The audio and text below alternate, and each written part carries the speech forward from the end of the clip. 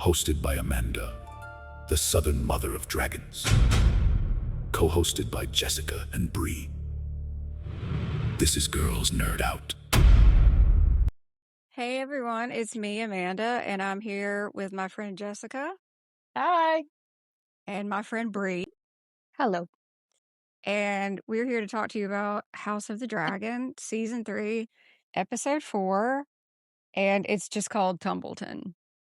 I think it's fine for if you're a book reader, but I kind of think it might be confusing if you're show only, but we'll get into that later. It starts off with an army.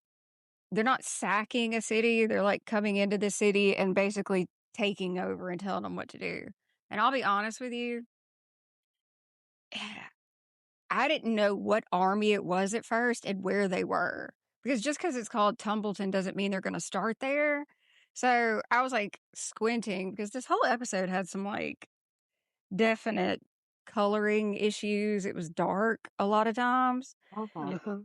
And so I didn't know what army it was until I finally saw, like, in the front, the High Tower. And I was like, okay, so this is the High Tower army. Did y'all have a Same. hard time figuring that out, or is it just me? Oh, I definitely did. Okay. I was very confused as well. I'm like, who are they? What's happening? Okay, and see, that could have been rectified, like, if they had immediately showed Daemon or Ormond, we would have known. Yes. So I thought that was strange. It was over 5 minutes for me to, like, get my bearings and be like, what's going on here? So the Hightower army has arrived at Tumbleton Mhm. and they're everywhere. And then we go into a house where specific people in the Hightower army are being rude to this family. Yes. It's kind of strange. The first thing we see after that is Ormond in a bathtub. Yeah. Yeah. Right. That part was unnecessary. I'm honestly surprised we didn't see a lot more. He basically gets out and again, it's nudity for no reason. It doesn't add anything to the story, Mhm. but okay. Daeron's there, and you can tell Daeron is observing Ormond like he's learning from him, as I guess he has been for years. And basically, Ormond wants to punish Tumbleton for bending the knee to Rhaenyra. I don't even know if people know where Tumbleton is. I don't think so. Again, I wish like when they showed the first scene, they should have something like, you know, the location and like the year, like how some of the old time medieval movies would do. Yep. Yes. Okay. So Tumbleton is in the Reach, and their religion is the Faith of the Seven. And the Reach is where Highgarden is. And in Game of Thrones time, that's Mhm. going to be the Tyrells. That's your girl, Olenna Tyrell. She's from Highgarden. So, Oh, that's my girl. yes. Which would mean that Tumbleton would have a lot of resources because the Reach is the most fertile land there is in Westeros. Mhm. Mhm. All right, so they could have told people that, but now, Exactly. now you know. I guess a raven comes from Boris Baratheon because they're trying to find out what he's going to do. Mhm. And they say that Boris Baratheon is giving nothing but excuses, even though one of his daughters is actually promised to Aemond for marriage. Mhm. That's dark. Yeah. That's going way back when Yeah, all of the babies were alive. yeah. Aemond was in season 1 promised to one of Boris's daughters. I mean, that's the reason that this war started, actually. Well, it depends on what you consider the beginning of the war. I guess the really serious part started then, because that was when Rhaenyra lost her first son to Vhagar. Mm. Yeah. So, sounds like Boris doesn't know what side's gonna win, and he's staying out of it. What's happening is Boris is probably waiting to see which way it goes, kinda Mhm. like Walder Frey is, because Walder Frey was known to wait. He was called the late Walder Frey. We learned that in A Song of Ice and Fire because he would wait to see which side was gonna win before he would send anybody. Oh, Mhm. okay. So I would assume Boris Baratheon is doing the exact same thing. Ormond does let us know that without Vagar, their defenses will not hold, and Vagar is not there.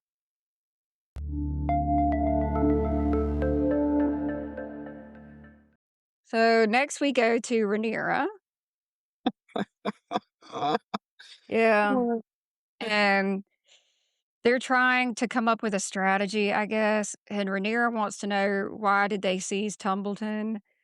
And her people are trying to tell her it's a trick to get her to attack her own allies. yeah. So, yeah. Yeah. So if she goes to Tumbleton and just starts burning the place, then those are people that bent the knee to you. And then that will start a chain reaction. And I found this interesting. Rhaenyra actually says they already call me Magor returned. That's not what they call you, Rhaenyra. No. That pissed me off. If you're gonna show nudity and do all this other stuff, say what they say. In Fire and Blood, she's Magor with teats. Yep. Wow. And they just completely botched that. So you're gonna call her Magor returned. What I don't understand about this show is when you're supposed to do something, they Uh-huh. don't do it, and then when you're not supposed to do something, they insert it. It doesn't make any sense. It like this, like, Exactly. everyone knows that's Red Fire and Blood, she's Magor with teats, and they Yeah. changed that to Magor returned. Okay, fine.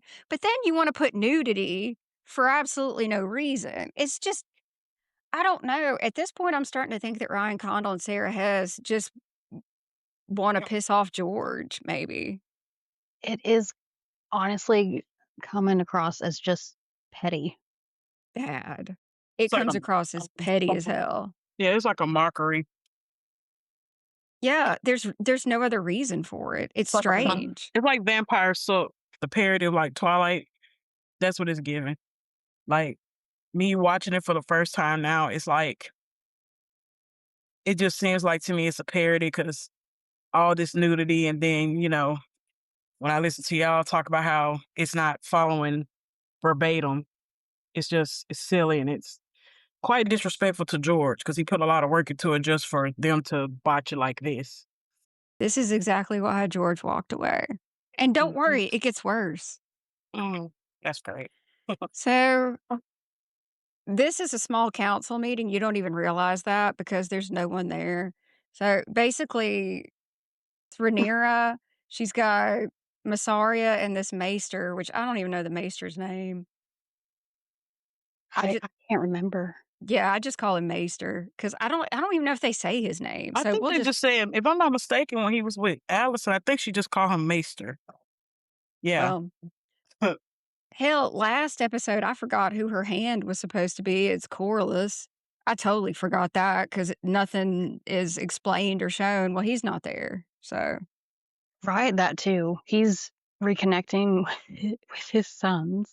it's strange. Like, there's no guard. Her small council, like, I guess we'll call it a tiny council. I, I don't know. It's just pitiful. And she's just, again, acting like somebody that's brand new. It's weird because she ruled at Dragonstone and she's obviously capable, but when she got to King's Landing, she forgot all that. Mhm. I was just gonna say kinda like Daenerys forgot about the fleet. Anyway, go ahead, Brie. I was also gonna point out that she was her father's, you know, cup bearer holder for how many years? So she definitely knew, and it's canon that she saw how things were done. You're correct. And It wasn't like she just poured drinks, she listened. exactly. Backwards. It's But we just can't have that. no, it's insulting, honestly. If I was a huge fan of Rhaenyra, I'd be pissed this whole season. So they probably are. Yeah.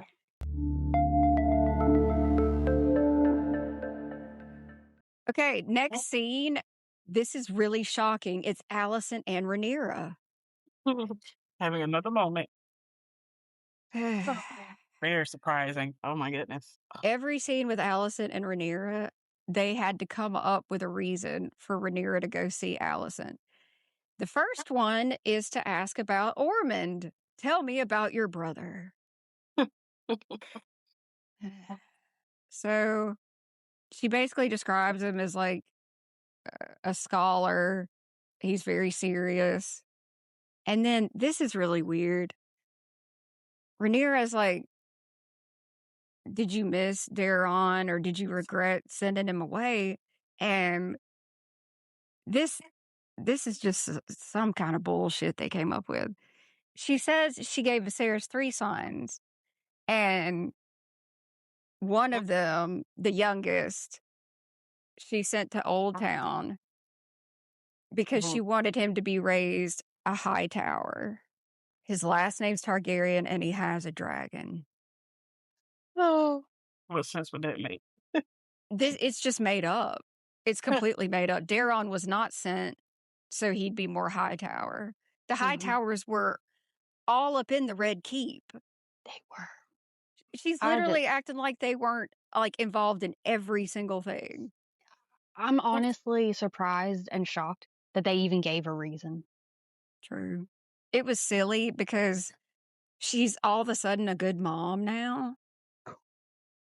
And okay, so that's all Allison gives at first. And then Rhaenyra's like, I would have spared Daemon. I want you to know that. I would have spared him. So Allison thinks about it and she's like, he has a sensitivity to odors. Yeah, so that's the piece of information Rhaenyra needs. So I guess if he's sensitive to odors and that's the information that was so valuable, they're going to throw shit at him or something. Maybe they'll spritz him with some perfume.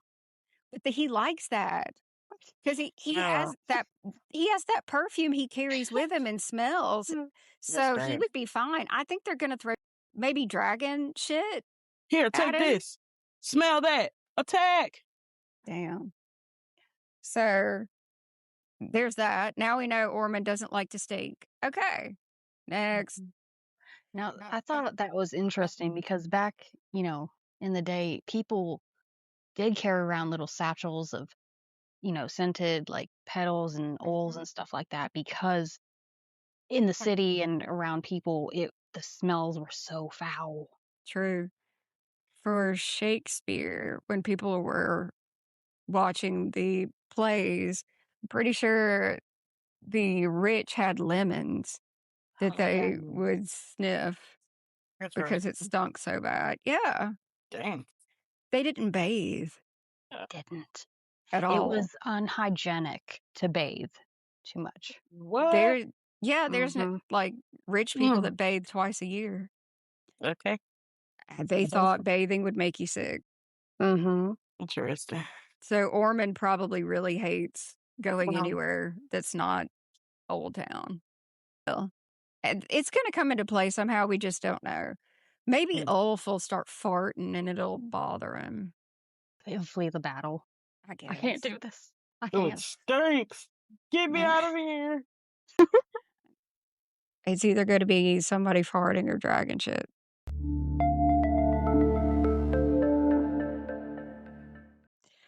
Next, we have a very brief moment with Corlys, which I totally agree about.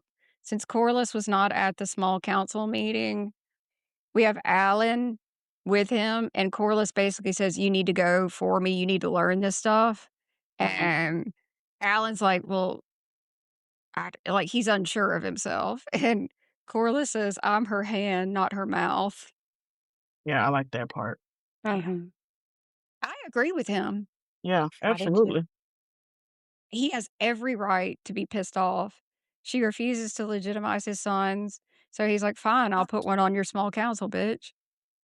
And he leaves. Corlys actually leaves to go fight the remainder of the Triarchy. She's acting like he didn't lose his castle, most of his fleet. I mean, all right. The last connection to his wife. Yes. Yeah. And she refuses to legitimize Alan, who is loyal, and Adam, who's a dragon rider. So I think Corliss is right. Yeah, she didn't strategize there. Yeah.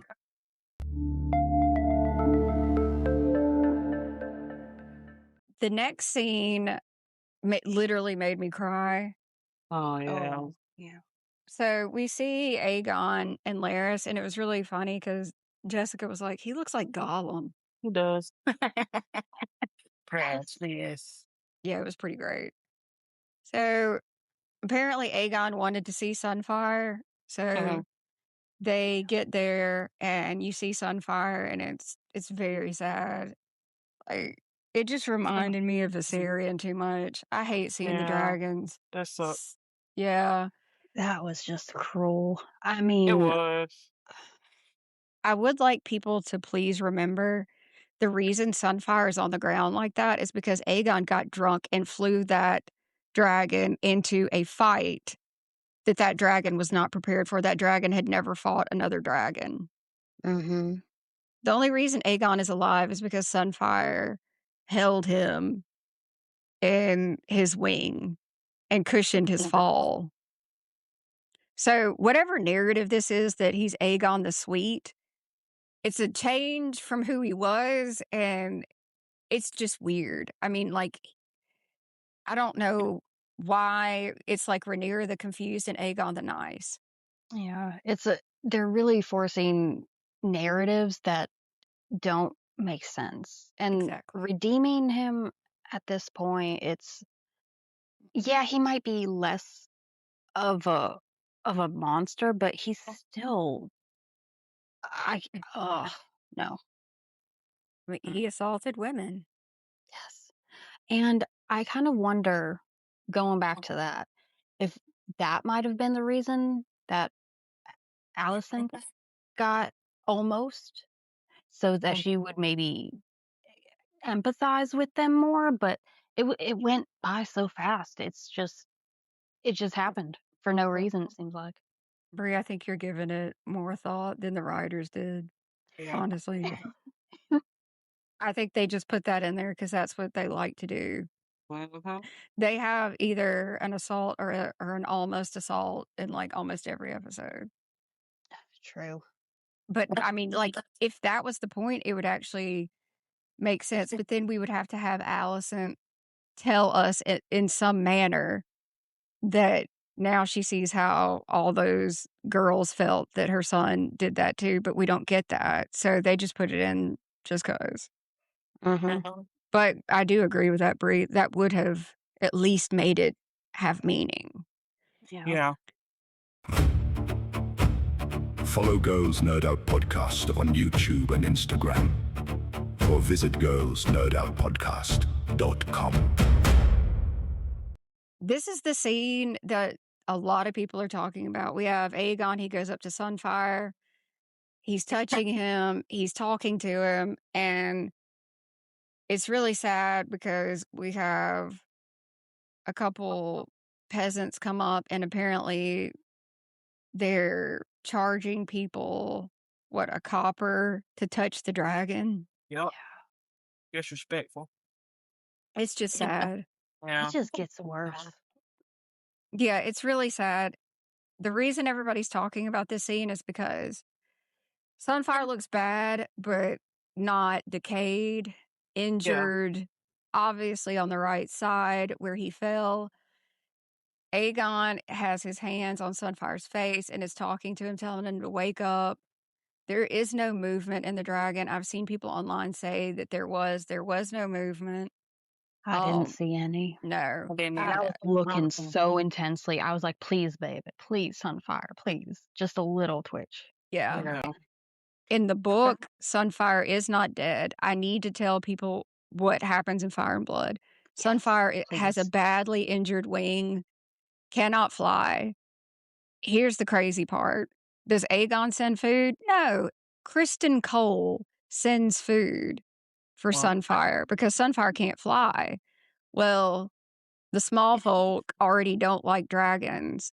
They go to kill Sunfire, and it's basically a miracle that Sunfire was able to fly because the small folk were going to kill him. Yeah. And at that point, we don't know where Sunfire went, but his wing healed crooked, so his flight is difficult. I don't know where that's going to go with this. Yeah. And Sunfire was very important. Yes. I don't know how they can replace him. I got 2 options, and I don't like either one. Okay, I guess it's 3. Number 1, the dragon just wakes up miraculously even though it wasn't breathing. 2, some kind of magic wakes the dragon up, and if that's the case, I'm gonna throw up. Seriously. Yeah. 3, Sunfire really is dead, and Aegon bonds with the cannibal. Oh, don't put that evil out there, please. I know. I beg you. It's the only unclaimed dragon except for Grey Ghost, and I don't think Ryan Condal cares about Grey Ghost. It's gonna be that. Now, in Fire and Blood, when Aegon thinks Sunfire is dead, he's like, I need a new Sunfire. I'm gonna get a bigger and stronger dragon because he's an asshole. Yeah. So it's a possibility that he could try to bond with another dragon. But this Aegon is mourning Sunfire. The one in Fire and Blood just wants another dragon. So Yeah, The backwards. TV version of him is definitely more mentally weak.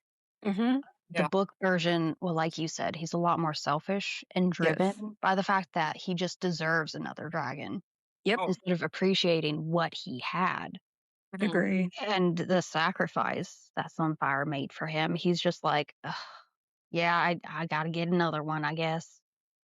Apparently, in this show, the dragon bond doesn't exist because if it did, he would be able to feel Sunfire. So I guess the dragon bond does not exist in House of the Dragon. Thanks a lot for that. Yeah. So I don't know, Brie. Like, Jess, I have absolutely no idea how they're going to resurrect this dragon, but I know one thing: it's going to be really cringe, and I have to say this. I talked to Chris last night, and I brought this up, and I said, "How the hell are they going to resurrect a dragon?" And he said, "Well, if Daemon's the Night King, I guess he can do it." I remember that. Oh. Well, yeah. Daemon is the Night King. It's been going around again, by the way, which is ridiculous. I don't know why, but I'm seeing that being posted again, and it's just like, come on, man, really? Ugh. So that's a highly debated topic right now: is Sunfire alive?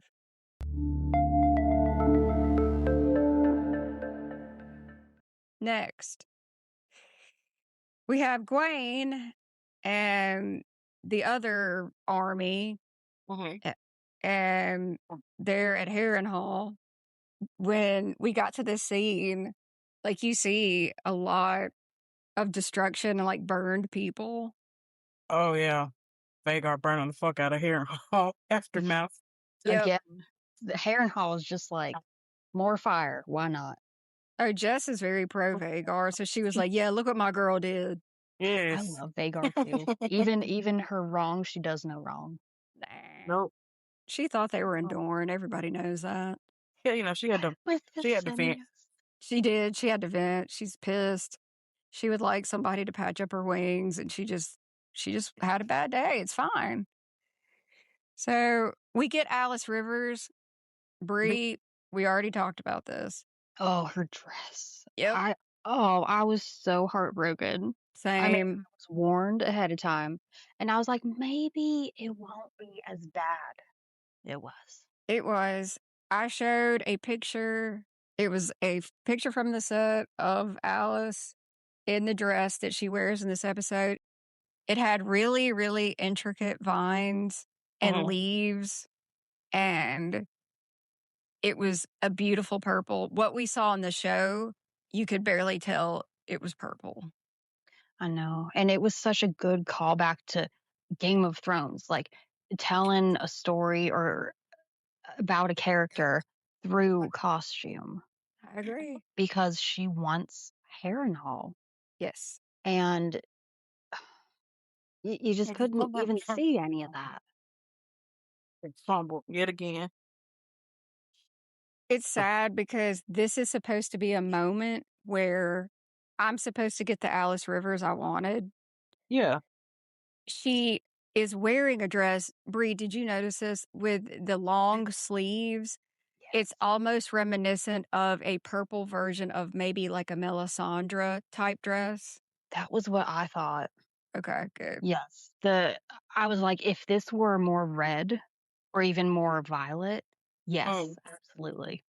Which I totally agree with, because it makes you think, okay, wait a minute, this is magic, this is priestess, this is witch. Like, it was great. It was one of the better costumes they've had considering the others, but it was completely dulled down. So she just comes out of nowhere and asks them, "Are you lost?" She would. She tells them that everyone in House Strong is dead and that she is the steward now. So we have no idea what's going on, but at some point she made that dress. We don't know where Aemon is. We have no idea where Vhagar is, which that's the strangest part.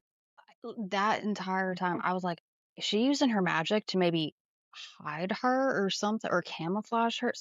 I didn't know, but I was like, Vhagar, girl, where are you? I know you didn't leave.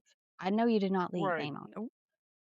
Well, and that's what I said when me and Jessica watched it. I was like, if she's possibly hiding Vhagar, that's insane. But then I did think last season they had that scene where Vhagar is hidden with just like vines and stuff, which is kind of silly because she's so big.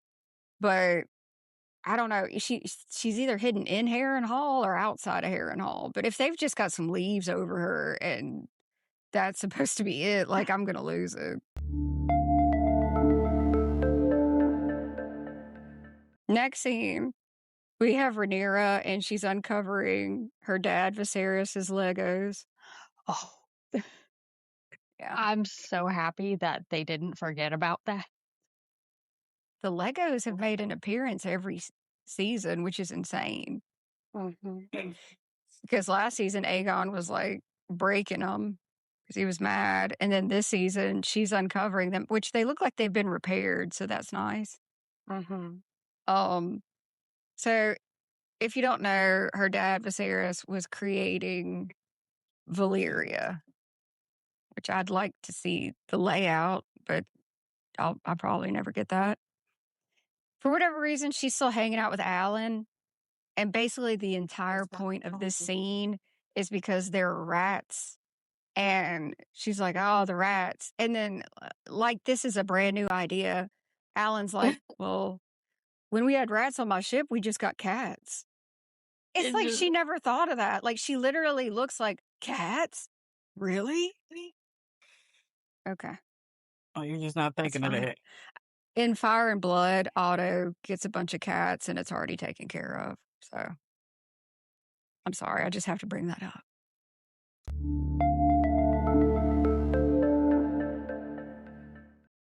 Next, we have Aegon and Larys, which a lot of people like these scenes because they think it's funny, the two of them.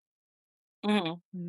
All right. I get irritated because I don't want to like them. I don't want to like either of them, but I am very amused by them, just their dynamics, how they react to things. And I have to remind myself, no, I don't. They're, Yeah, I'm with you. Same. I they're just mean, kooky. yeah. And if those two didn't do the things they did in season 1, then it'd be fine and it'd be funnier. Yeah. Bree, I gotta know this because I talked with Chris about this last night, and Aegon walks away with something, Mm-hmm. It looked to me like a tooth. Chris thought it looked like a tooth. They're saying online that it's a scale. What did you think? It was really brilliant. And in this episode, I mean, it's so starved for color. Hmm. It it really was. And my immediate thought was something a little bit more morbid. In the movie Sucker Punch, there's a dragon and it makes fire by kind of like clashing two stones together in its throat. Mm-hmm. And that was immediately what my mind went to, like it's Firestone. But I think it might have been maybe a horn. Could have Or been a s- horn. yeah, Okay. I it was. like that. Okay. Yeah, either I don't know. I just know it was beautiful, but really sad.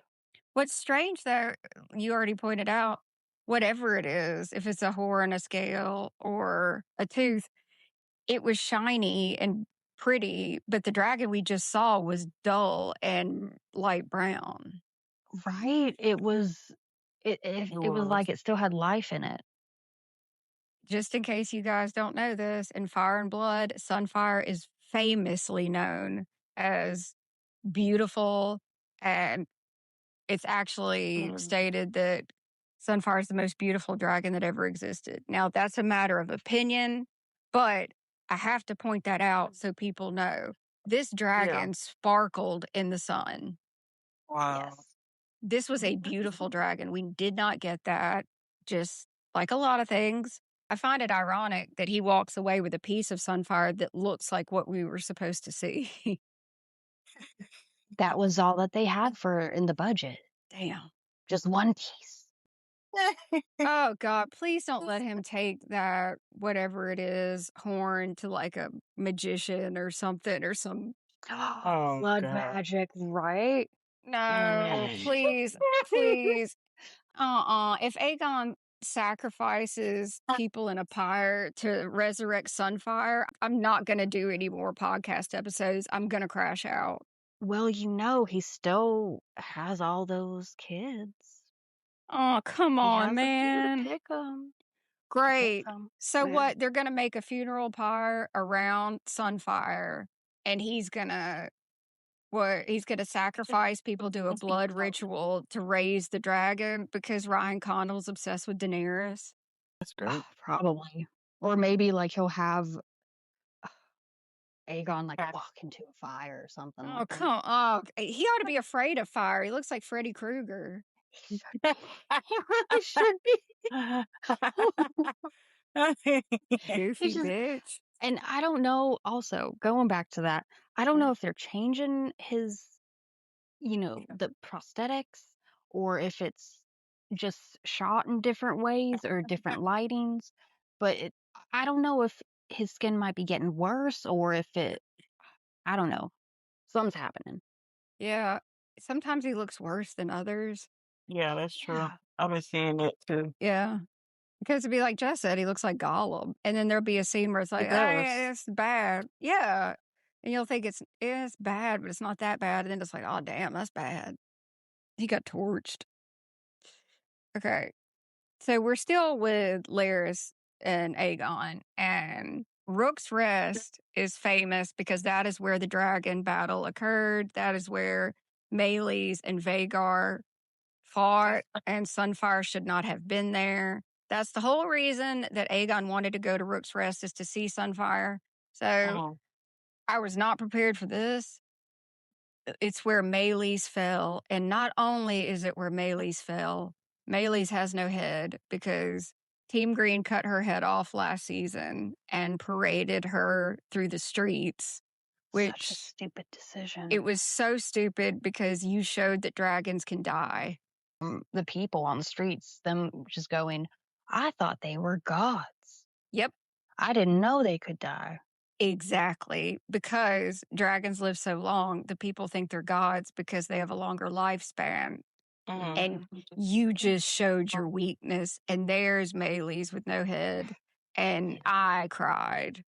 Yeah, I did too. It was so sad. I am though glad though that they didn't include Rhaenys Oh with my her. God. You Oh, can Because ask that yeah. would have Jessica. We was during that part. Like, this is probably the first episode of this season where I could not look at the screen for most of the parts, and that was one of them. But I was like, you know what? I said, if they do, I said, look, just close your eyes, and if I see it, I'll let you know when it's done. But thank Yep. goodness they did not show that, because that would have been too I'll be much. honest. Right. I'll be honest with you. I was crying and Yeah. Jess was literally like, just close your eyes. And I was like, I can't see Rainey's. I can't see your body. I can't do it. Because I just knew they were going to show it. But thank God they didn't. Thank God. I was Oh, I was relieved too. same. So basically, Laris and Aegon had to bribe a guy to give them a job to clean up shit and piss. I'm sorry. Like, damn. Have fun with that, dude.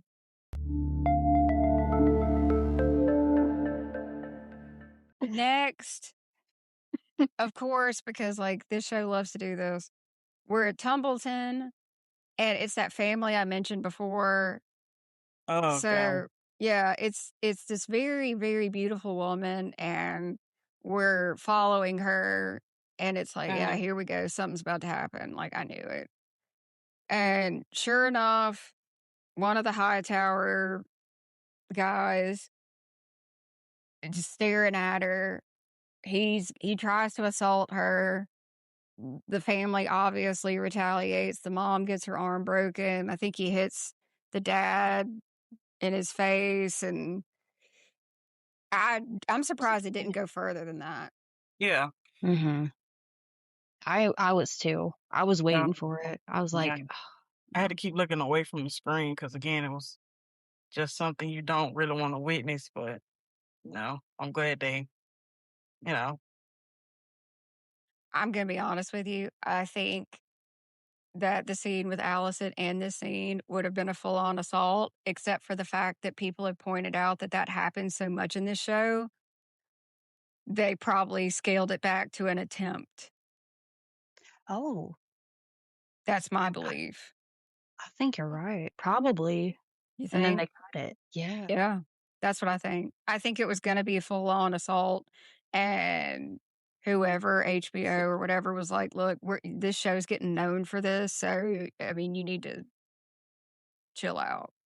So, which I'm happy for, because I was getting a little tired of that, a little bit. Yeah. Oh, yeah.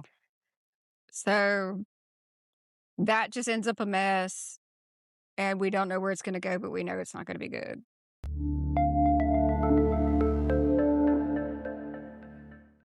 Next, we have a little short scene. Hugh Hammer is the writer of Vermithor. If you don't remember, because he's not that memorable, he has a wife at Tumbleton, and Ulf got sent to Tumbleton, and he's coming in and telling Rhaenyra, "Hey, can you send me instead of Ulf, because my wife's there, so I'm obviously going to be really protective."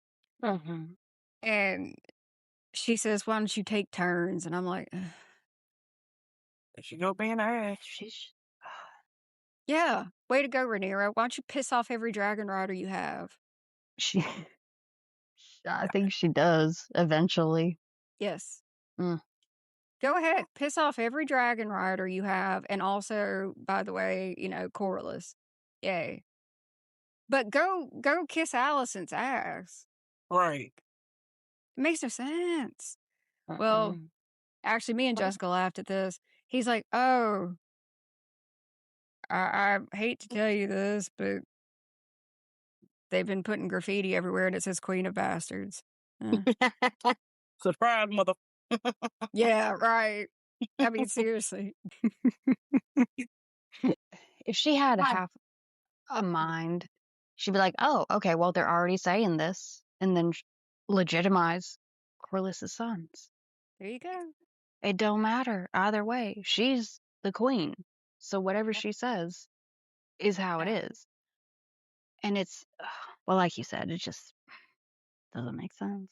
I should have called this episode, or last one, Rhaenyra Targaryen, Afraid to Rule.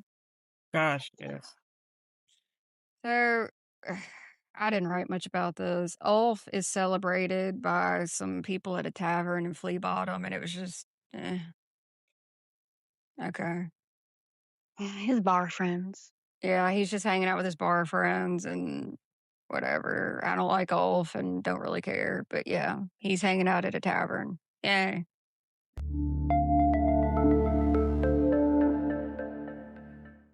Okay, we go back to Tumbleton and things have gotten worse.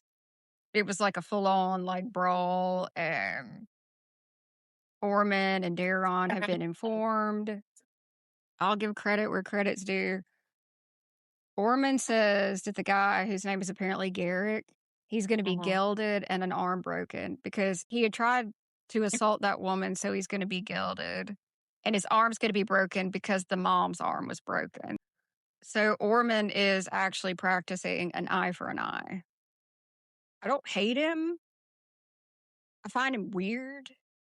I don't really know what I fully think about him. I think he's a strange man that grew up privileged.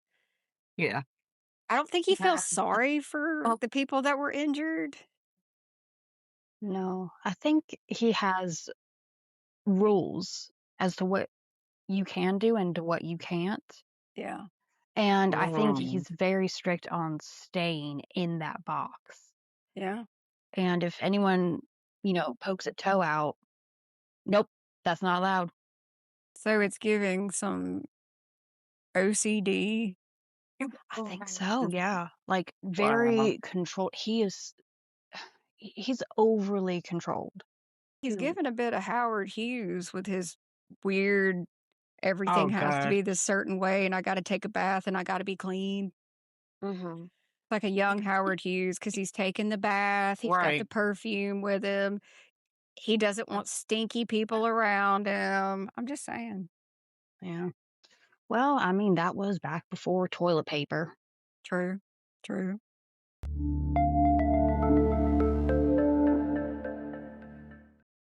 So next we have Rhaenyra and Maester whoever.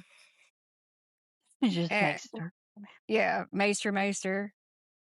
And the whole point of this is she's telling him that the High Septon refuses to anoint her. And he's like, well, why do you even need that? Exactly. Which is what we've been saying. Okay. And then he's like, well, why don't you get rid of that High Septon? So he just wants to be High Septon. And at least she figures that out. Do it. Right? I'm sorry, but like, I know everybody keeps talking about how she is obsessed with Visenya. I don't know. Where's that energy? Where's Visenya energy, ma'am? Where? She nowhere to be found.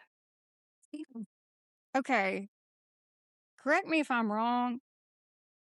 I think I'm right on this. When Aegon the Conqueror was anointed by the High Septon, before that, the High Septon, I think he prayed for 7 days. And then after that said that he would crown Aegon. Yeah, I'm pretty sure. Okay, the High Septon was hesitant. Then he goes and prays for like 7 days and 7 nights. And then he crowns Aegon. And like, it's pretty obvious because I think he even goes to Old Town maybe. But see, the thing is, there has been an ongoing weird conspiracy issue between Old Town, the Maesters, the Hightowers, and the Targaryens for a very long time. Yeah. Because Old Town bent the knee real quick. Yeah, too quick. Too quick. That's the thing. And that's why a lot of people believe that the Maesters are poisoning the dragons.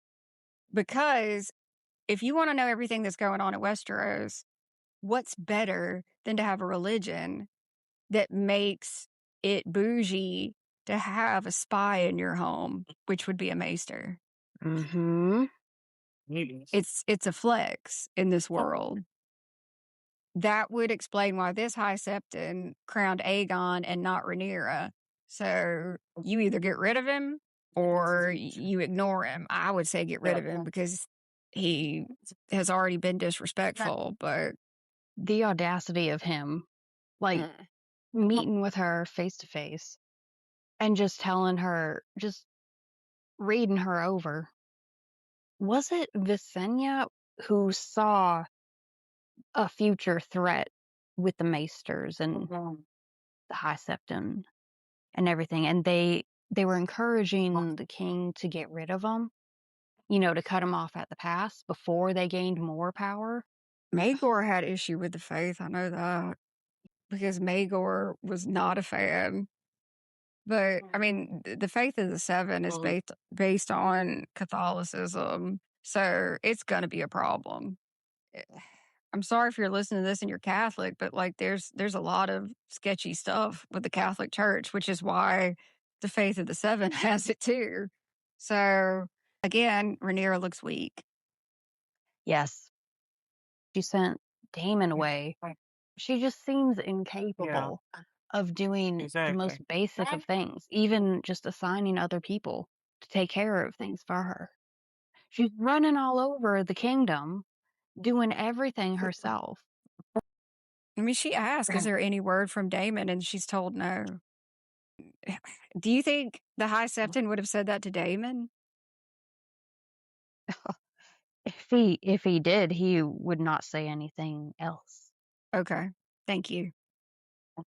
She shouldn't have sent him away, but okay. Follow Girls Nerd Out Podcast on YouTube and Instagram. Or visit girlsnerdoutpodcast.com. We're at the Vale with Lady Jane. So, Lady Jane. Oh. Here's the drama with this scene. It's funny. We see, okay, so before Conquest, the Seven Kingdoms were all individual and they had their own king. If you have your own king, you have your own throne. So in the Eyrie, there is a wooden throne. And we see it in Game of Thrones. And we see it in this episode. It's very impressive. It's very pretty. It is. People are mad that we see that throne, but we never saw Rhaenyra on the throne in Dragonstone. Stay mad. I'm glad she wasn't on the throne in Dragonstone. Just that's Daenerys's. Leave it alone. What? Exactly. Here's the other problem. Jane looks great. She has on a very lavish outfit. It's beautiful. People are pissed that her outfit is so pretty and Rhaenyra is still wearing business Targaryen gray. Yes. And it is ridiculous because this is supposed to be their golden age. And she's looking like she's wearing sweats Yep. with shoulder pads. Yep. I mean, honestly, I don't understand it. Nobody does. It's weird. It's really weird.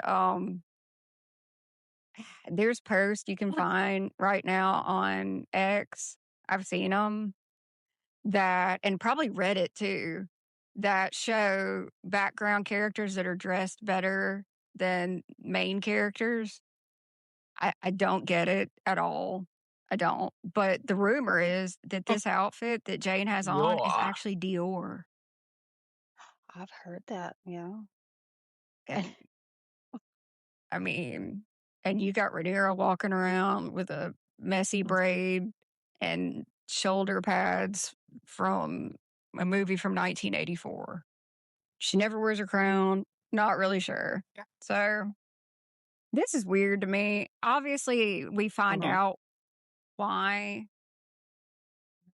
Daemon's there, but like, she sent him to the Vale to get money, which is weird. It's obviously a setup for the next scene, but like, it's a very strange thing to do. I thought so too. I was like, what? I guess that's the only way they could come up with a story to make Daemon go to the Vale, I guess.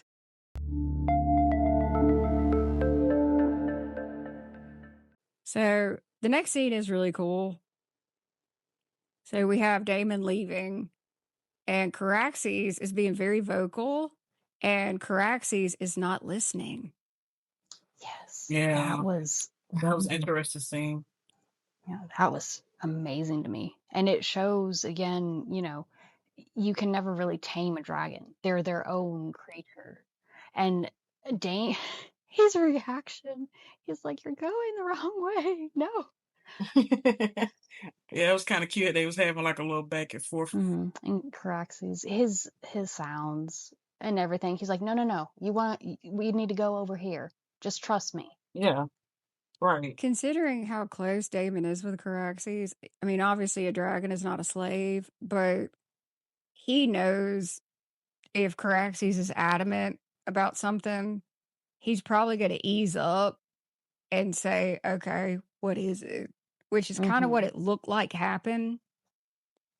Because Caraxes is like, nah, dude, we need to go over here. Like, I'm telling you now. And when Daemon slaps him with his glove, that's just funny. It was like a horse. It's like, "Oh, you bad boy." Yeah, he's like, steady, steady. And he's like, we need to go home. And Caraxes like, actually, no, I smell something. It smells weird. I need to show you something. So he takes him over to a cave, and Daemon knows Caraxes enough to know, like, all right, like, I mean, Caraxes is basically like pointing with his nose, like, in there. It's in there. And he's like, okay. I don't know why he didn't have Caraxes stay a little closer to him when he's walking in there, but it is what it is. I guess it's for dramatic reveal. Rhaenyra walks out. Dude. I loved that scene. She looks rough though. She looks she's looking Her a bit hair's more like cut. Sheep Stealer. Well, let me ask you this. Is she Nettles now? Yes. Okay. Yep. Is this why Ryan Condal said just because you haven't seen Nettles yet doesn't mean you won't see her? Yes. Okay. Thank you. Yep. That's the only reason she would have cut her hair. She's supposed to be Nettles. Like, she's not going to be Nettles, but like Nettles had short hair. Like, it's just, it's weird, but that's it. She has short hair and she's now like got a hood on and she has her arms and her hands wrapped, obviously because you're grabbing onto a dragon. And she's just different now. How would you describe her, Bree? I think she's more she's definitely more wild. Yeah. I think she's had enough alone time to really think about everything. Yeah. And I think she's being very practical. I mean, she's still, of course, emotional with her father, but she's also been able to take a step back and away from who she was, like a princess, the one who is just a disappointment. I mean, her egg never hatched. She was never successful in claiming any dragon. I mean, I think was it Vagar who almost killed her when she tried to claim her, or was it it was another dragon? She almost completely was killed. Yes. So her family never really thought much of her, and I think she's realized it. And she's like, I have a dragon now, but at a terrible, terrible cost. Like Aemond with his eye. They get everything that they wanted, but at the same time, all their hopes kind of turn. Well, for her, all of her hopes kind of turned to ash in her mouth. Yeah, that is true. So she had one future, and now that's not possible anymore. She basically tried like everything she possibly could. She did. I mean, she definitely felt othered She did. by her lack of a dragon. Yep. I mean, she basically became a babysitter. And even her younger siblings, they had dragons of their own. Yeah. Well, one thing a lot of people are talking about is we see Daemon actually have emotion for his daughter. A lot of people don't even know that Bela and Rhaena are his daughters. It's really sad. I don't Mhm. I don't know why they've taken that relationship away, but Damon loves his daughters. It's just weird they've been like that. But Yeah. he's trying to work it out with her. He's like, just come back with me. We'll talk to her. We'll talk to her and we'll fix this. And she's like, no, I'm not leaving Sheep Stealer. Mm-hmm. I'm not. Like, he's a part of me.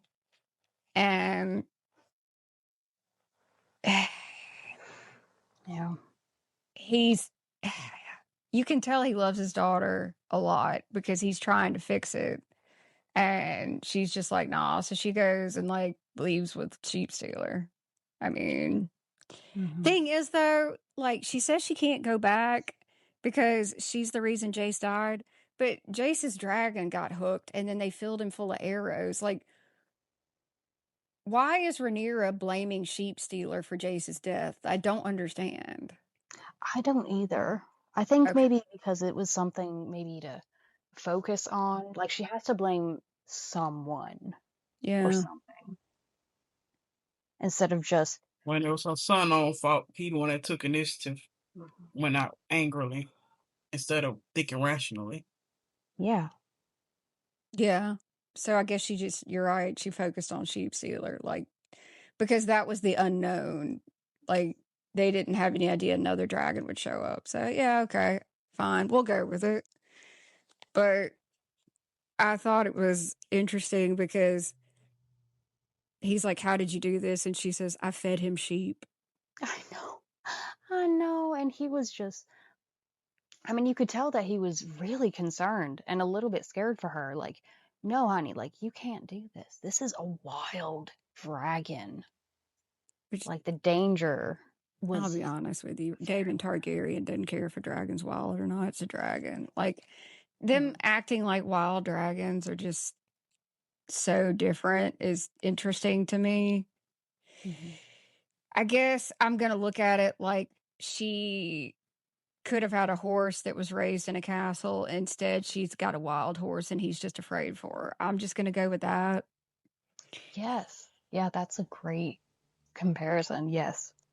Thank you. That's just what I'm going to go with because nothing else makes sense to me. Because, I mean, they're bonded, but like, we'll say he's concerned because obviously no dragon keepers were there to train Sheep Stealer. Hmm.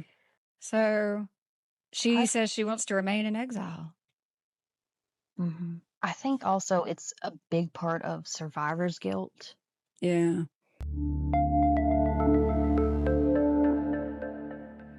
So Damon looks down and sees a guy with a couple sheep, and you're like, what's he going to do with that? What's interesting is when Rhaena leaves with Sheep Stealer, Caraxes is obviously being protective and making sounds, and Damon literally looks and like holds up two fingers, and Caraxes stops. And I was like, see, see how that worked? It's because they're bonded, but it's okay. It's totally fine. Do you think, because, Daemon and Caraxes, they're so bonded, do you think Rhaena and Sheep Stealer are like that too? I think the dragon bond develops over time. I think time is key and how much time you spend riding your dragon. I think it's two factors. Those Mm. two. I think time and like quality time. Like if it's been years, I think it gets stronger. if you're one of those people that spends more time on your dragon than other people, I think that increases it. Daemon spent a lot of time on Caraxes. They were very close. Like, I think personally, Lena was bonded closer with Vhagar than Aemond. Oh yeah, she did used to ride her all the time. Yeah. I mean, the thing that sucks is like people don't know that Lena on Vhagar and Daemon on Caraxes and Rhaenyra on Syrax, I mean, they were almost inseparable. They flew all the time, hung out all the time. Supposedly, both of them were sleeping with Daemon, or they were a throuple. Like, they were very happy. And when Lena died in childbirth, both Daemon and Rhaenyra carried her like up to bed and cried over her together. Yeah. I mean, they loved each other very much. That was completely erased from the show. Yeah, kind of like Damon's relationship with all of his kids. He has a very good relationship with all of them. Yeah. But in the show, they're just like, no, he might say a word here or there, but he's kind of like a deadbeat. Yeah. He walked past Bela and gave her a shitty look last season for no reason. So, also, Daemon knows more about dragons than anybody at this time, other than maybe the dragon keepers, but he may know more. I don't know. Tell me, Daemon would have looked at her and been like, oh, hell yeah.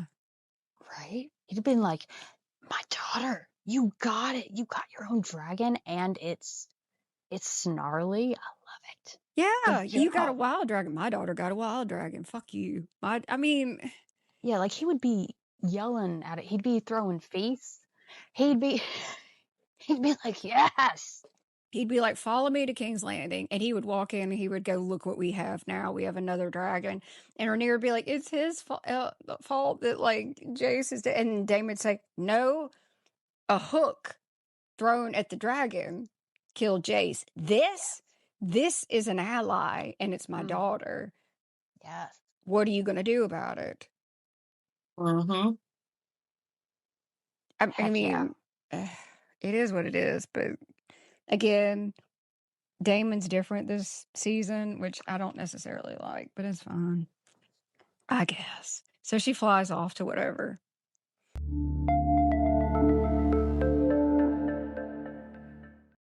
This next scene, we're back with Ormond and Daeron, and Ormond gets pissy. And what's crazy is that Daeron can tell he's about to crash out like before he even does it. So he sends the servant away. You can kind of tell with certain people. They give Yeah. off signs, and especially, you know, if you know them, you recognize when they're starting to mentally hurricane themselves up. True. He's pissed because he's gotten a scroll from Gwaine telling him that Aemon isn't coming. So that's why he crashes out. And I thought Daeron was kind because he sent the servant away because probably thought Ormond might, who knows, might kill him. Mm-hmm. I mean, because he went into a fit of rage. Yeah. That was intense. Yeah. Well, very controlled and very tightly wound. And when Seriously. something doesn't stay in this little box, ugh. He flips out. Mm-hmm.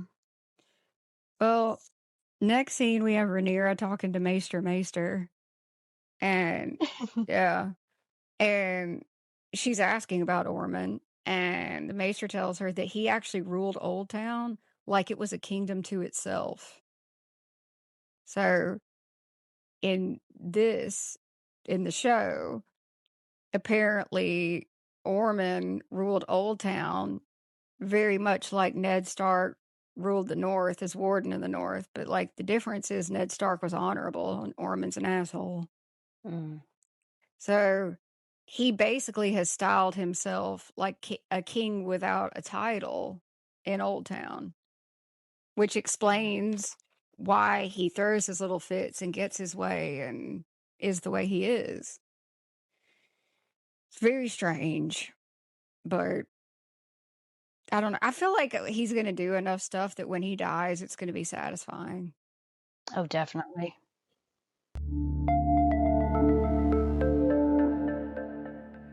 Next, we have my favorite guy, Ulf, and he goes to see Rhaenyra, and he's like, I've been hanging out in taverns and I need favors. And Rhaenyra has to explain to him that he belongs to the crown. I mean, why you didn't mention that before? Well, Lord, I feel like they didn't do anything with them. Like, they assume that they know all these things, and it's, well, for Ulf especially, he's just the town drunkard. Like, Yeah. why, like, you know him. You've had how many conversations with him? You know how he is. He's a piece of shit. Yeah, oh. Like, he's coming in asking for pardons for his trashy ass friends. And we have to, like, go through all that. And Rhaenyra has explained to him if he gets a knife in the belly at the tavern, like, she's out a dragon rider. And, like, maybe you should have had that conversation with him before. Or maybe, I mean, so again, though, she's isolating yet another dragon rider. Mm-hmm.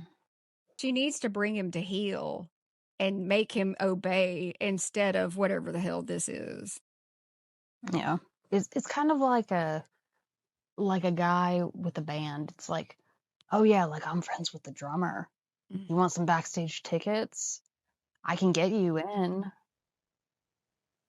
Like, it's just ridiculous. Yeah, I'm sorry. I'm just like, I guess I got spoiled by a lot of other characters that could rule, because Daenerys would say, if you're seen in the tavern again, I'll be the one to put the knife in your belly. Yes. Yes. Man, I spent a lot of time thinking about Daenerys, so I can pretty much give you an answer, and that's what she would say. I mean, she would literally tell him, I'll be the one to put the knife in your belly, and I'll find someone else that'll bond with that dragon. He doesn't know. You can say that to him to scare him. So I have 100 people lined up waiting to see if they can get your dragon. Would you like me to bring them in? Right. Like, you're... Yes, put the fear into him. Yeah. That's like, the only thing that would work.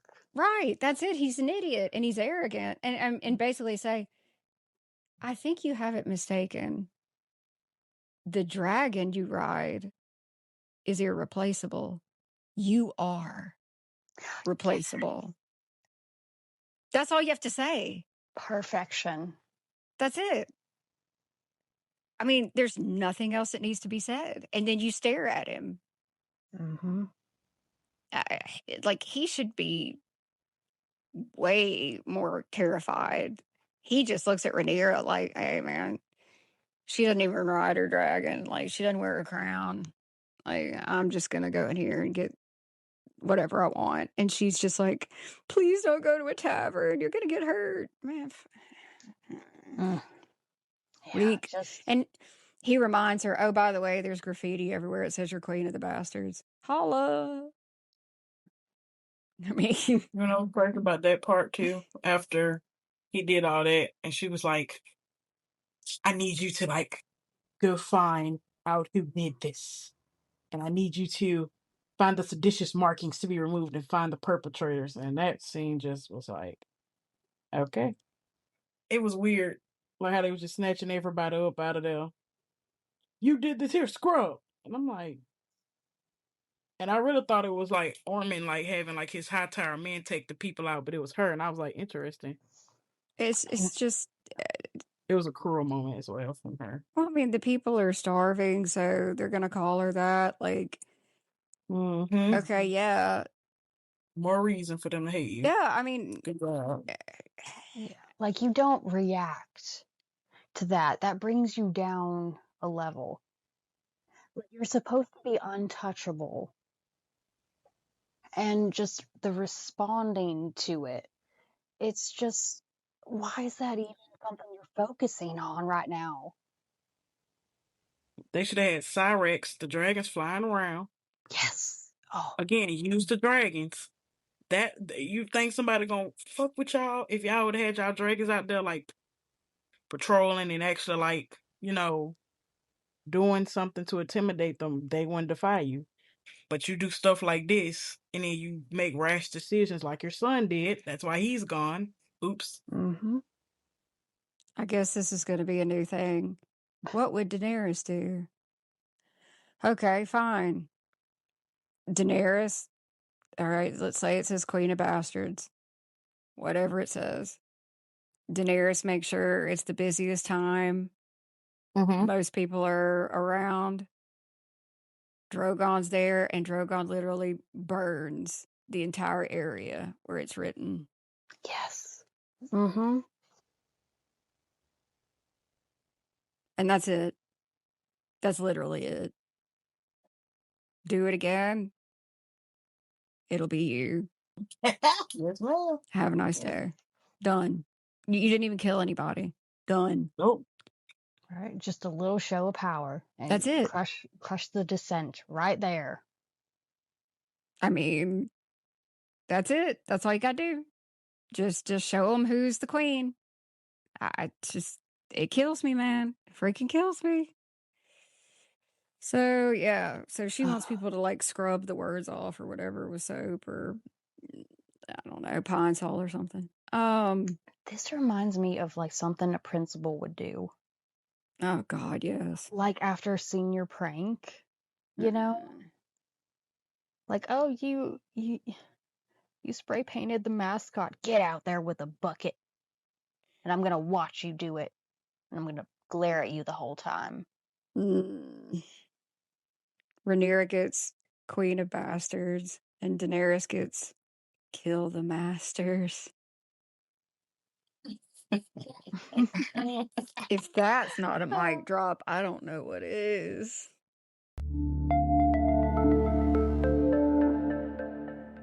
So we have dead Melees again. Thank you for that. Very much. Like It was a lot. We got Aegon and Larys, and he tells Aegon that everyone thinks he's dead and he was killed by Aemon, which is interesting. I'm shocked that that's the rumor and it's not that he got killed by Melees and Rhaenys. Yeah. Yeah. I don't know why they would spin that narrative that way because it shows Team Green as being in like their own war between each other. So I'm very puzzled by that. But yeah, like being divided is not very high tower. No, it's not. It's a strange thing. But I guess that's because they're going to have Aegon versus Aemon at some point. I think they will. Yeah. Which, again, in Fire and Blood, they were close. I mean, Aegon had a statue made of Aemon. So it is what it is. So Aegon, like, he keeps acting like an asshole. Like, he's in line for food and they ran out of food. And the guy tries to tell him, yeah, that happens sometimes. So he just starts screaming and throwing a fit like a bitch. Do you know who I am? Blah, blah, blah. Oh, yeah. Yeah. I've seen the typical I was bringing up. Yeah. See the manager. Right. So Karen Aegon. It's totally ridiculous. Karen Targaryen. I'm going to start calling him that. Karen Targaryen. I want to speak to your manager. No. Where is your manager? Ugh. Do you know who I am? No. You look like Gollum. Yeah, you look like fried Gollum. So no, I don't know who you are, but you're scary. So ugh. My precious. My precious. I Alright. mean, he does have a little piece of Precious. He does. Maybe he'll start becoming obsessed with it. So he throws a fit, and the guy makes him kiss his boot. I don't know. I mean, the scene was a little long. Yeah. I guess it's just supposed to embarrass him, I guess. Or maybe he'll stop having temper tantrums, I guess. Oh, we can hope. Yeah.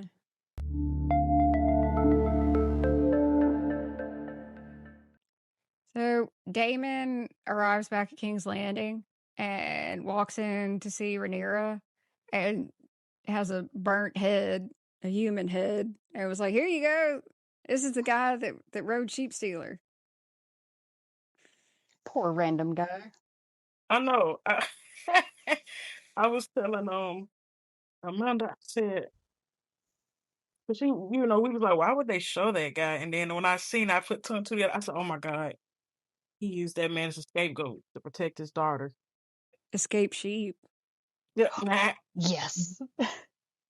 I had to. That's excellent. So he was just for his sheep, and next Yep. thing he probably know. Caraxes burnt the shit out of the sheep man. So big, God. Look, it was necessary. Yes, absolutely. It was necessary. Anything for his child. I mean, hey, we would have done the same thing. And then So, his over there asking questions. yep. Oh, She clears the room and has her little freak out. Who is he? I wanted to know who he was. And he's like, does it matter? Is that going to bring Jace back? Is that going to make you feel better? And she's just like, no. And he brings back like 10,000 gold dragons, and she tells him that those are going to be alms to the small folk. weak. Which Damon's already said he doesn't care about the small folk, so it's a weird thing to tell Damon that. Like, I think they're purposefully coming up with any reason they can to push Daemon and Rhaenyra apart, because here's the thing. And I looked it up. There's an interview with Emma Darcy, and Emma Darcy plays Rhaenyra. And Emma Darcy said that Rhaenyra's actual first romantic relationship is with Mysaria, not Daemon. What? Yeah. Yeah. Mysaria helps Rhaenyra see herself in a completely new way, and she feels seen with Mysaria. I cannot. Which means Emma Darcy doesn't understand Rhaenyra at all and never read Fire and Blood. Wow. So I guess Harwin was nothing then. Right. Like, I have no words. I didn't either, but I looked it up, and it's true. That was said by Emma Darcy. Diabolical. I think they do not understand Rhaenyra at all. I think they just take information from Ryan and Sarah and have made Rhaenyra this weak, strange thing that is, I guess, is going to end up in a relationship with Mysaria now to alienate Daemon. That's what this is starting, because you can already see she's pissed Daemon off. She's basically just telling him to go do this, go do that. And then Mysaria, like when he's walking away, Mysaria gives him shit. Because Mysaria knows that that's not the writer of Sheep Stealer. I don't know how she knows. Yeah. Probably because she knows Daemon and knows that Daemon would have brought him in alive to be questioned. Right. He probably would have been like, no, we're going to ask him questions together. Well, I mean, Rhaenyra even says to Daemon, I suppose I should thank you. Okay. Yeah. Yep. So anybody that ships them, just beware. It's ending. You will? Because the next scene is Alicent and Rhaenyra again. Oh, yeah. Surprise, surprise. Yeah. And the only reason for this scene is she's like, I sent men to take your dad's body to Old Town, and she gives her a ring and says Viserys would have wanted you to have this. There's literally no point to this scene. It's a promise ring. Probably is. I promise I'm tired of seeing them together. Yeah. God. Follow Girls Nerd Out Podcast on YouTube and Instagram. Or visit girlsnerdoutpodcast.com. Next. There's a curfew at Tumbleton. A dragon flies over. Here's the problem. I'm watching this with Jessica. A dragon flies over. Jessica's like, is that Vagar? And I'm looking and I said, no, there's no holes in the wings.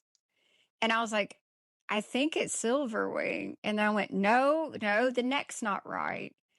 And then finally, when the dragon lands, I said, shit, it's Vermithor.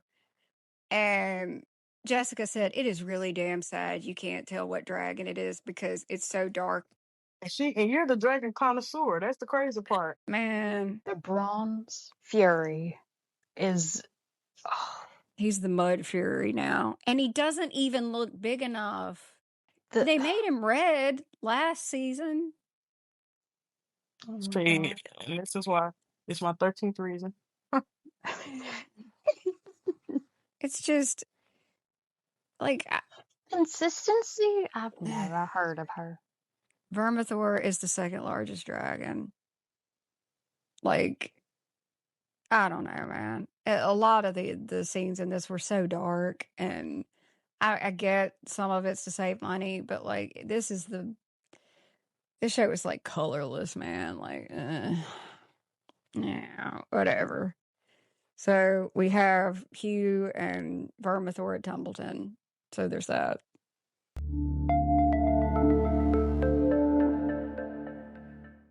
So we get a really weird scene next. We've got Ormond and Daeron and Tessarion. Mm-hmm. And Ormond is telling Daeron he spoils his dragon and that his blood is tainted because he's got Targaryen blood. And he calls Targaryens a savage race, which I have already made plenty of posts about this, making fun of it, because being a Targaryen is not a race. That's their house. Yeah. Their race is Valyrian. They're from Valyria. That's the race. Targaryen is not a race, you idiot. They're only making their show. You expect them to know this? I shouldn't even get irritated anymore. I shouldn't. I really. But it's always something new, like in between it, that makes it even more infuriating. It's the main fact is he respected George. You didn't listen to the man that masterminded the whole thing. You made this into like a fetish type thing. Like you're into like forcible sex. You're into like the women being weak and Rhaenyra being on her period, sexism. The dragons are just it's just too much. It's like it's just like a big ass embarrassment. And then it's like he think this is his proudest work yet. He should really just be like feeling shitty right now and just sit there and. But again, he's acting out his fantasy. Okay. This is my grievance. Last episode, they had Rhaenyra say, my reign has just begun. Oh, God, yes. Oh, yeah. Oh. Okay, let me tell you my grievance now. Because I don't know how many people notice this, but it bothered me, so now it's going to bother you. So, when Ormond gets shitty with Daeron, Tessarion pulls at her chains, which is exactly what Tessarion should do. That actually makes sense. Here's the weird thing. Ormond wants Daeron to be king. Whatever. Okay. Aemon's not dead, but okay. This is the new narrative. Mm-hmm. So Ormond has Daeron kill the dad from earlier, from the family that they've had all this drama with. Because the dad, I guess, struck a high tower guard or whatever. It's basically Ormond just testing Daron to see if he can kill a man.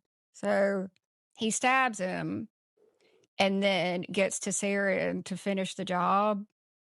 Mm-hmm. Here's my grievance.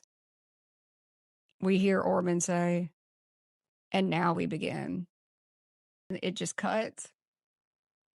A character I'm very fond of says, shall we begin? And it cuts. Oh, Ryan Condal has taken another goddamn line from Daenerys and put it in House of the Dragon. I'm tired. I'm tired. Yeah, he done for yeah. merch. Shall We Begin is so iconic. It's literally one of the songs on the soundtrack for that season. It's called Shall We Begin. Sickening. This man So needs to be stopped. I don't understand his obsession. Like, can you not? You're giving random characters her dialogue every episode now? Whatever. Whatever.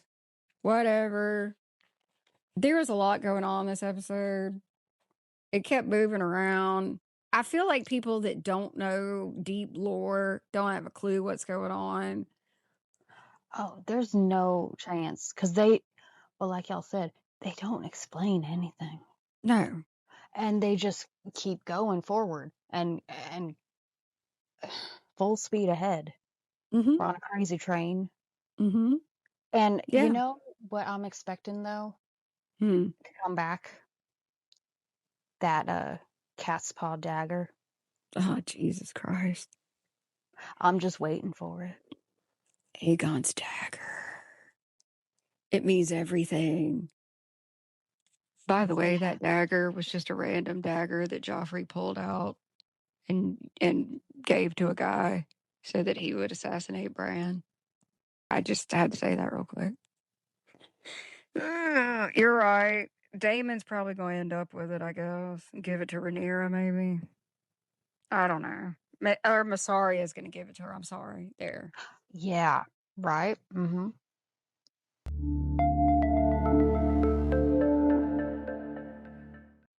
I'll be nice. I like the scene with Caraxes, Sheep Stealer. I like Corlys, how he's acting. I think that's completely legit. Honestly, I don't have a problem with them making Ormond weird because if they didn't make him weird, he'd be really boring. Mm-hmm.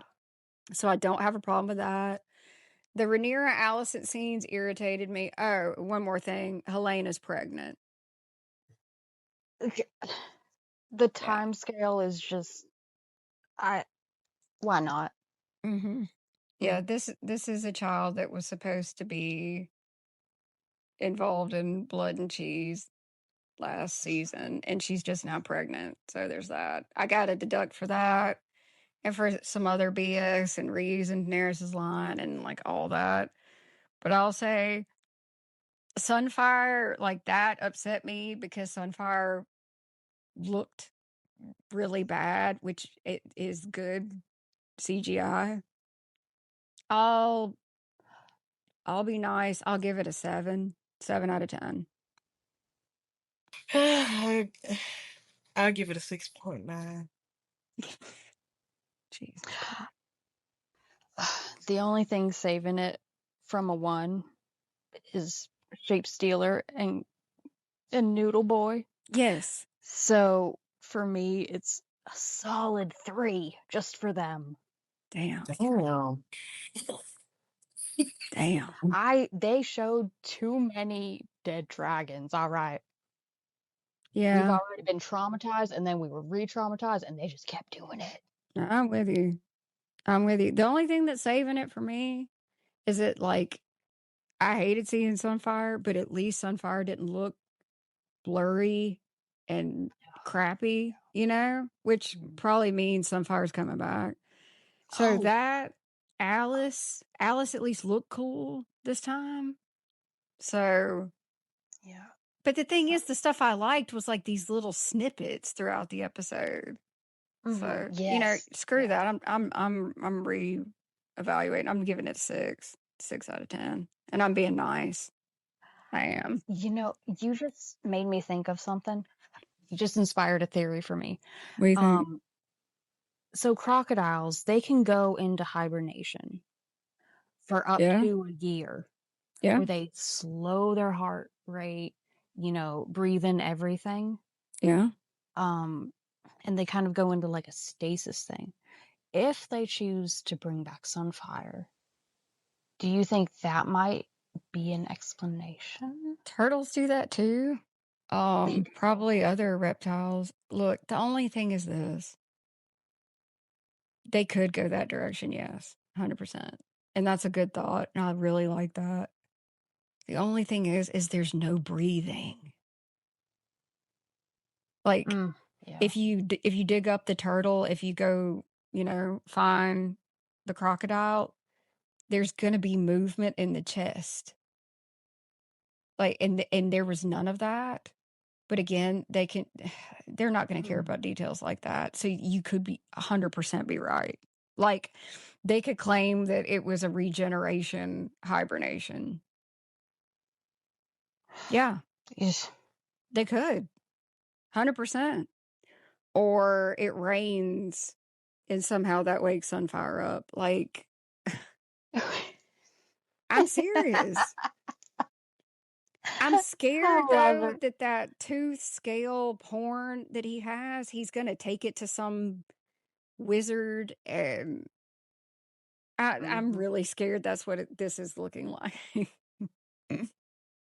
I mean, honestly, I don't know why else he would be holding on to that. No, It's it's gonna have something to do with that. yeah. It's probably gonna be something weird. But if we see a priest in the next episode, like any kind that's not of the seven, then I'm just gonna be like, oh, come on, man. Please don't have him Yep. go to Harrenhal. Like, that won't make any sense. He's gonna end up going to Harrenhal. Everybody needs to go to Harrenhal. It's just the happening spot.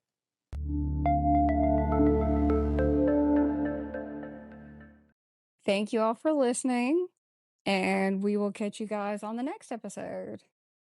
Thank Bye. you. Bye. Bye. Hey, it's Amanda here. Thank you for listening to my podcast. And if you don't mind, go on over to YouTube and Instagram and follow the podcast there. And that way you'll get alerted the next time an episode drops. Hope you enjoyed it, and we'll see you next time.